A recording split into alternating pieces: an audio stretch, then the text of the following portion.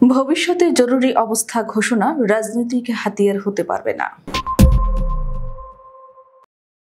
জরুরি অবস্থা ঘোষণাকে রাজনৈতিক হাতিয়ার হিসেবে ব্যবহার করার রোধে নতুন বিধান তৈরিতে একমত হয়েছে রাজনৈতিক দলগুলো। আজ রোববার রাজধানীর ফরেন সার্ভিস একাডেমিতে জাতীয় ঐক্যমত্য কমিশনের সঙ্গে দ্বিতীয় ধাপের সংলাপের 12তম দিনে ঐক্যমত্যে পৌঁছায় দলগুলো। জরুরি অবস্থা ঘোষণার বিষয়ে সংবিধানের 141 অনুচ্ছেদ সংশোধনের প্রস্তাব করে জাতীয় ঐক্যমত্য কমিশন। সেখানে বলা হয়েছে 141-এর ক এর 1 ধারা মতে রাষ্ট্রপতির নিকট যদি সন্তোষজনকভাবে প্রতীয়মান হয় যে এমন জরুরি অবস্থা বিদ্যমান রহিয়াছে যাহা যুদ্ধ বা বহিরাক্রমণ বা অভ্যন্তরীণ বিদ্রোহের দ্বারা বাংলাদেশ বা উহার যে কোনো অংশের নিরাপত্তার বা অর্থনৈতিক জীবন বিপদের সম্মুখীন, তাহা হইলে তিনি অনধিক 90 দিনের জন্য জরুরি অবস্থা ঘোষণা করিতে পারিবেন। তবে শর্ত থাকে যে অনুরূপ ঘোষণার বৈধতার জন্য ঘোষণার পূর্বেই মন্ত্রিসভার লিখিত অনুমোদনের প্রয়োজন হবে। বিদ্যমান সংবিধানে 120 দিনের কথা বলা আছে।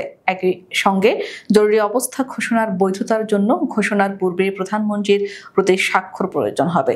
জরুরি অবস্থা নিয়ে গত 7 ও 10 জুলাই আলোচনা হয়। তার প্রেক্ষিতে রোববারের আলোচনায় বলা হয়, বিদ্যমান 141-এর ক সংশোধনের সময় অভ্যন্তরীণ গোলযোগের শব্দগুলোর পরিবর্তে রাষ্ট্রীয় স্বাধীনতা, সার্বভৌমত্ব, রাষ্ট্রীয় অখণ্ডতার প্রতি হুমকি বা মহামারী বা প্রাকৃতিক দুর্যোগ শব্দগুলো প্রতিস্থাপন হবে।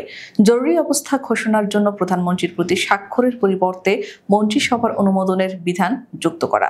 ওই সময়ে নাগরিকের দুটো অধিকার অলঙ্ঘনীয় করার লক্ষ্যে সংবিধানের 47-এর 3-এর বিধান সাপেক্ষে কোনো নাগরিকের জীবন অধিকার নির্যাতন ও নিষ্ঠুর, অমানবিক বা মর্যাদাহীনকর আচরণে বা শাস্তি হইতে রক্ষা পাইবার অধিকার খর্ব করা যাবে না। সংলাপে জরুরি অবস্থা ঘোষণার জন্য প্রধানমন্ত্রীর প্রতি স্বাক্ষরের পরিবর্তে মন্ত্রিসভার অনুমোদনের বিধান যুক্ত করা নিয়ে রাজনৈতিক দলগুলোর মধ্যে দ্বিমত দেখা যায়। বিপ্লবী ওয়ার্কার্স পার্টির সাধারণ সম্পাদক সাইফুল হক মন্ত্রিসভার পরিবর্তে সর্বদলীয় বৈঠক হতে সিদ্ধান্ত নেওয়ার প্রস্তাব করেন। বাংলাদেশ খিলাফত মজলিসের আহমদ আব্দুল কাদের মন্ত্রিসভার সঙ্গে বিরোধী দলকে যুক্ত করা প্রস্তাব দেন।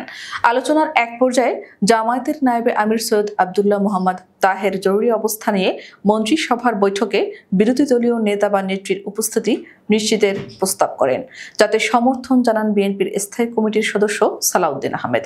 পরে ইসলামী আন্দোলনের প্রেসিডিয়াম সদস্য আশরাফ আলী আকন বিরোধী দলীয় নেতা না থাকলে কে উপস্থিত থাকবেন তা নিয়ে কথা বলেন। তিনি সে সুযোগ রাখার প্রস্তাব করেন। এ সময় প্রধান উপদেষ্টার বিশেষ সহকারী মনির হায়দার জানান, বিরোধী দলীয় উপনেতা ও মন্ত্রী পদ মর্যাদার পরে সিদ্ধান্ত হয় জরুরি অবস্থা ঘোষণার জন্য প্রধানমন্ত্রীর প্রতি স্বাক্ষরের পরিবর্তে মন্ত্রিসভার অনুমোদনের বিধান যুক্ত করা।